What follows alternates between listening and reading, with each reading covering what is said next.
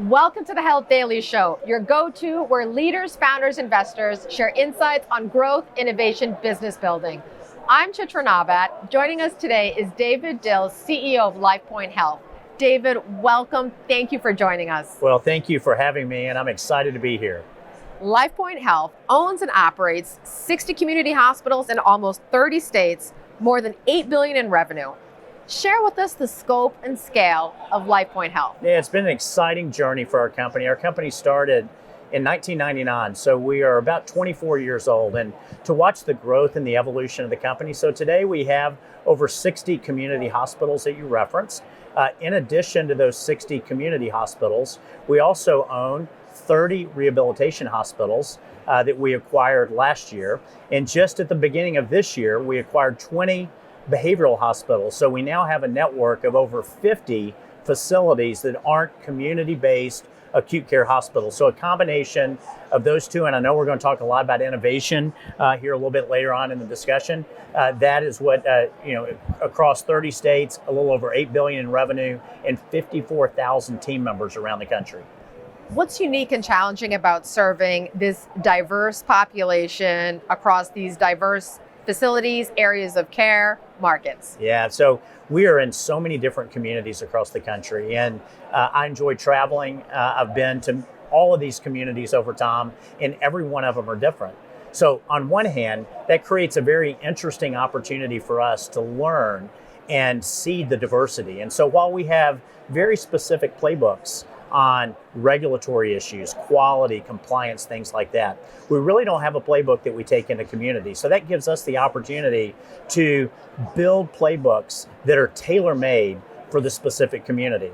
So we are in partnership in some of our businesses in urban communities through our rehab and behavioral platform, and we're in very small communities. So diversity across the size of communities that we operate in is very exciting. It's also very challenging because we're dealing with different size organizations. We're dealing with different levels of expertise. But that's the promise that we've made to these communities, to help them be the very best and most that they can be. So you talked about some areas you've got playbooks, some not, you're developing. That gets into standardization versus non-standardization. So what's the implications when it comes to operationally and then the economics? Yeah, so we can establish, and we have established, national standards around what we expect, but there's not an exact playbook that this is what we're going to do everywhere. So when we think about the diversity across our service lines, that yields one level of diversification, but even within our acute care footprint, the different size communities that we're in require us to run different plays. So we are very focused on recruiting physicians, creating a workforce that's durable. It's a challenge. I'm sure as we look around this hall, everybody is dealing with that as we speak. And we have seen challenges in economics here in the short term, but we're starting to see those economics recover. But every one of these businesses are different, and they require different decisions to make to run the operations. How do you then think about prioritization and where you're prioritizing for growth, especially given the dimensions you just talked about and the macroeconomic environment, recessionary, inflation, job cuts, providers out there facing depressed to negative margins? Where are you prioritizing for growth? Yeah, so really three areas. One, through our community hospitals, aggressively recruiting physicians, adding service lines, and deploying capital.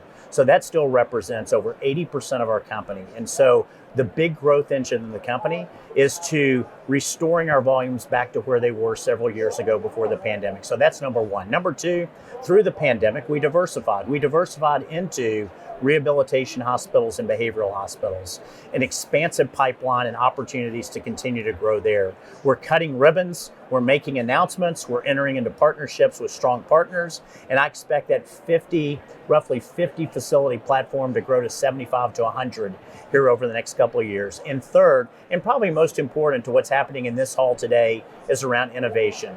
We know that we're going to have to be more innovative as an organization if we're going to be successful. And that means embracing innovation, embracing founders and entrepreneurs to bring solutions to our problems. I'm not interested in just solutions to a problem. I'm interested in solutions to the problems that our caregivers at the bedside are dealing with. And when we do that, we can deploy at scale and really change the healthcare landscape. innovation, how do you balance then the budget dollars that are applied to innovation and changing the business versus running the business? Yeah, so plenty of capital is needed to run these businesses. We have a great partner and a private equity sponsor that's allowed us to continue to invest back into the bricks and mortar part of our strategy. But innovation is really around clicks and mortar. I think about it clicks and mortar. So using technology and balancing the innovation. So we have four main areas around innovation that we think about. One is around operational efficiency. So to all the entrepreneurs and all the founders that are developing organizations, if it is creating efficiency in our business and it's proven, and it's a problem that our caregivers have at the bedside, then really the dollars are unlimited. So we have plenty of capacity to continue to lean into innovation, but we're only going to do it when it hits four criteria. Operational efficiency is one, care anywhere is two, inclusive care is number three, and care anywhere is number four. So creating systems, creating tools, creating communities that patients can receive care wherever they want to receive it, whenever they want to receive it. And as long as it hits those four criteria and the business model is there, we can implement and deploy at scale across all 110 of those locations that I shared with you a few minutes ago. Examples of some of these innovations or partnerships at scale. Yeah, so I won't call out companies' names on this call. I try not to do that whenever I'm doing something like this. But remote patient monitoring is one. So we have deployed a remote patient monitoring tool at scale across the organization, starting in North Carolina.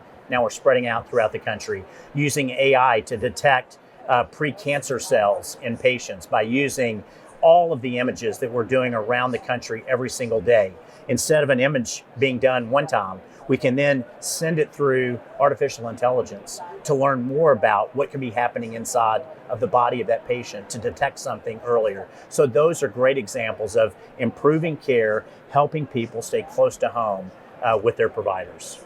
You talked about the areas where you're open to innovation and partnerships from founders and startups. We're here at the Vive conference.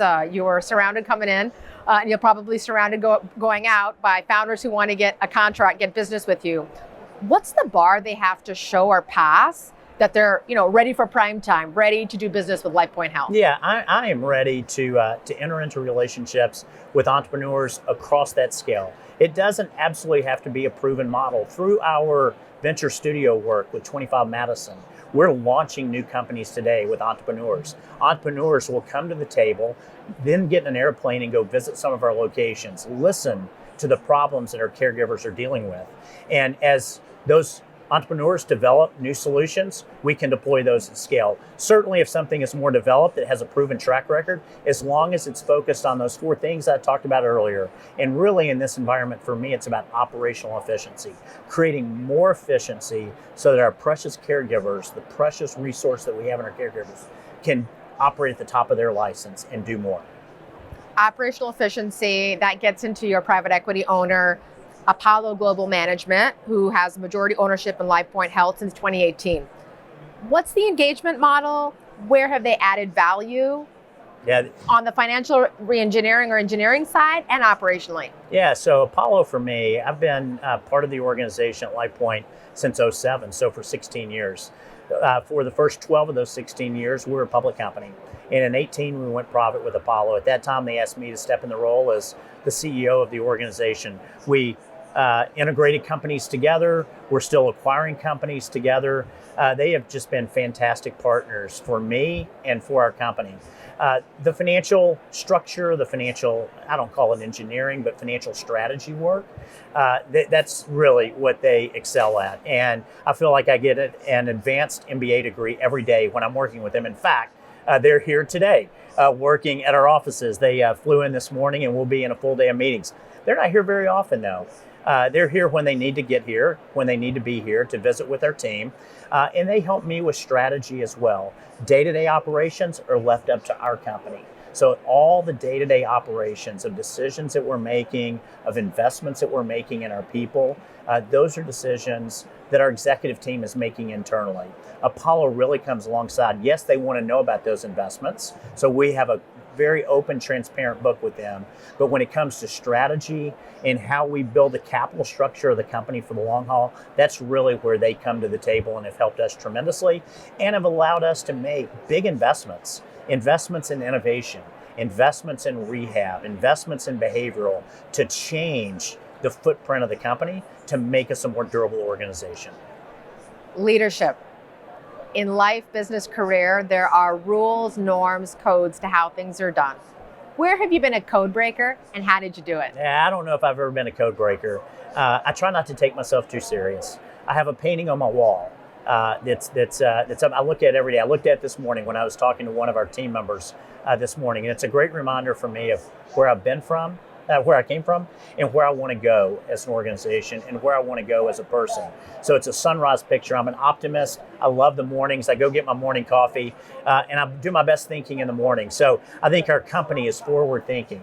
And relationships matter. So one of the things that I've tried to do over a long period of time is deeply invest in relationships. Business is all about trust, whether it's with new entrepreneurs that I'm developing a relationship with or people that I've been working with for many, many years. When there's that shared trust and you don't take yourself too serious, but you remain focused on the mission of whatever organization you're working for, I think that's when great things can happen, and that's what's happening at Lifepoint.